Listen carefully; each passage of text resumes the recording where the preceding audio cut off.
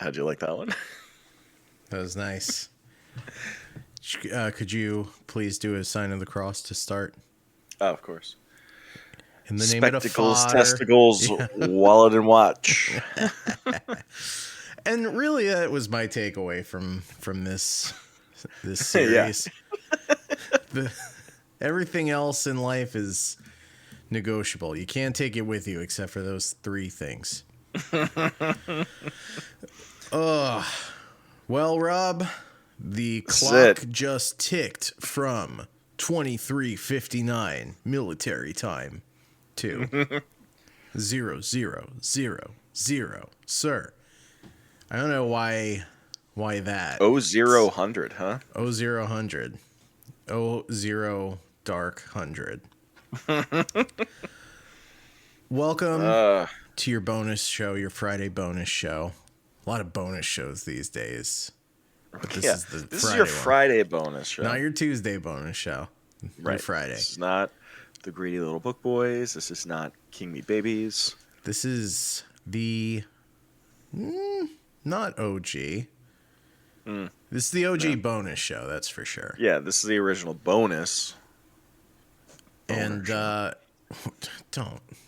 Come on. Sorry. Not that kind of show. No. This is the kind of show where we talk about Catholicism. Dan.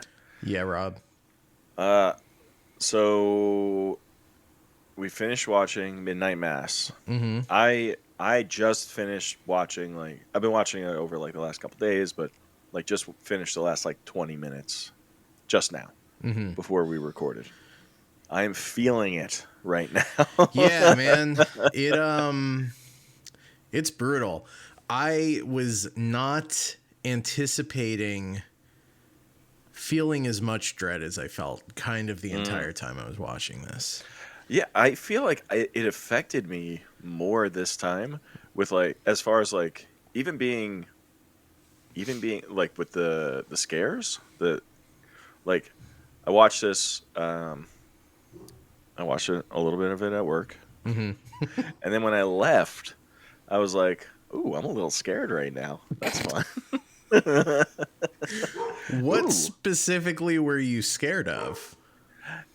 Nothing in particular. It was just, I left the office. It was dark out. I was just ooh, dark, You could get scooped up by an angel. I could get scooped up by an angel. I could be, watched by some beady little light up eyes.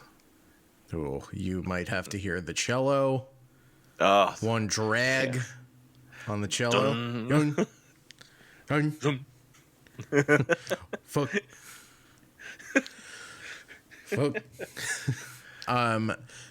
Yeah, I gotta tell you, I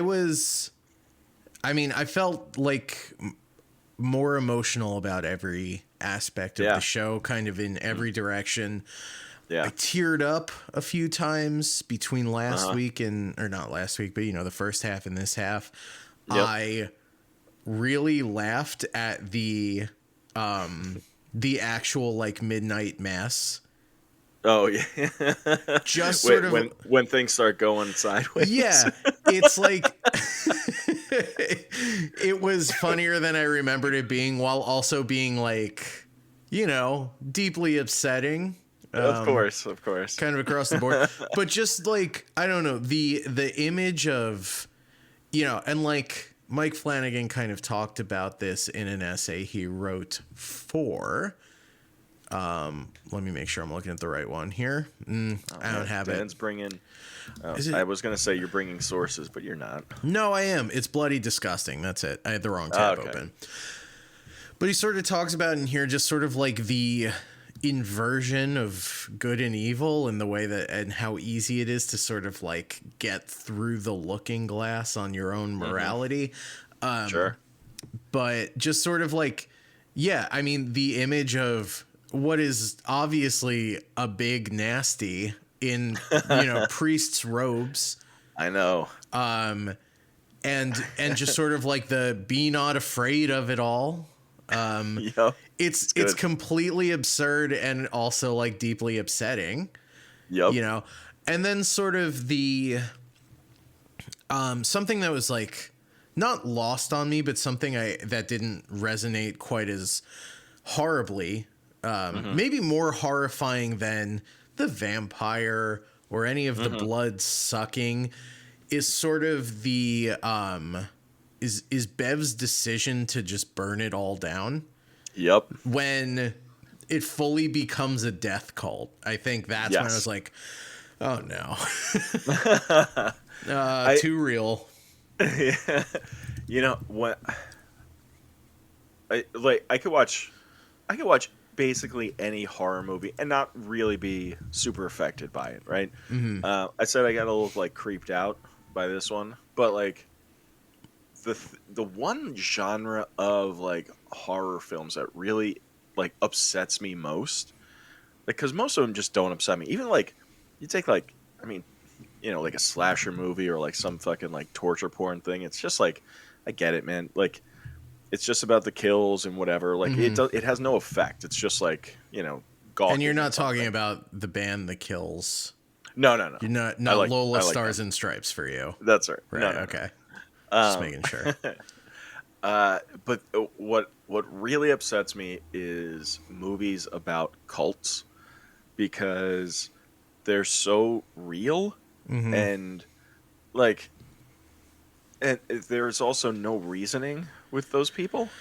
Yeah. Or it feels like there's no reasoning with them, right? It's also like I think the thing that's so horrible about just being alive now is that there's no yeah, it starts with the let's talk about it in terms of Midnight Mass. Yeah. The problem starts with that vampire. But Right. the problem becomes... But who's the real problem here? Right. Well, it's like it becomes so diffused or Yes. not diffused, like put out, but like, spread out, decentralized, that like everyone becomes like a cell in this bigger monster. Right. Yes. And that's really what's so terrifying about it is like there's no reasoning with any one person. It doesn't matter if you do that or not. Exactly. You kind of have to burn the whole island down. You got to burn the whole thing down. Yeah. I know, you really do. Yeah, I get in watching this like this time around or whatever, right? Obviously like the blind faith of it all, right? When Bev is outside the house and they're throwing the Molotov cocktails in there or whatever, right? Like she's already turned at that point. She is in this like righteous mode or whatever, where she's just like, we have to kill everybody and then we're going to burn the whole place down. But it's like this hubris thing, right? But it's this blind faith. She's like, I know that I'm doing the right thing. Even if she like deep down, she might not, she might know that it's not the right thing, but she feels it, Well, and you can't reason with that. Like, how do you reason with her? I don't think there's any doubt in her mind that it's the right thing. But the issue is that, like, the right thing, as Annie Flynn points out in their conversation, right? When Bev shows up to burn the house down, her faith begins and ends with her. It has nothing to do with any higher morality. It is a pure act of ego and the individual and hubris. Right. So yes. She's so self-assured because the only higher power she answers to is Bev Keane. Right. But I don't know.